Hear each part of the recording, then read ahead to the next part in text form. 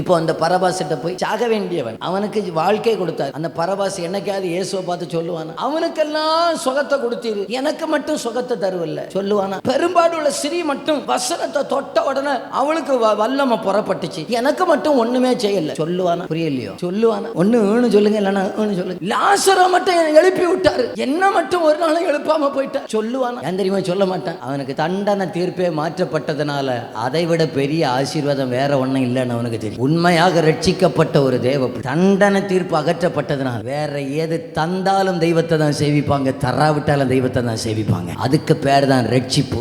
நம்ம எதுக்கு தெரியுமா ரட்சிக்கப்பட்டது? நம்ம இயேசுவை ரட்சகரா ஒன்றும் தேடல. பலர் இயேசுவை தேட டாக்டர் ஆட்டாக்கு வந்தா சுகம் கிடைக்குமா, பின்ன வாரு. இன்னும் சிலர் கலெக்டர் ஆட்டாக்கு ஆண்டவரை தேடு வந்தா இந்த ரோடு பிரச்சனை ஒன்று ரெடியாக்கி தருவாரா? இயேசுட்ட வந்தா பின்ன நான் வாரு. அவன் என்னைக்காவது சொல்லுவானா? பரபாஸ் என்னைக்காவது சொல்லுவானா எனக்கு நல்ல வீடு தராம போனிருன்னு சொல்லுவானா? ஏன்?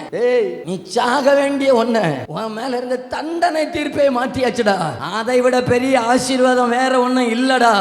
அதை விட பெரிய மேன்மையான காரியம் ஒண்ணும் இல்லடா.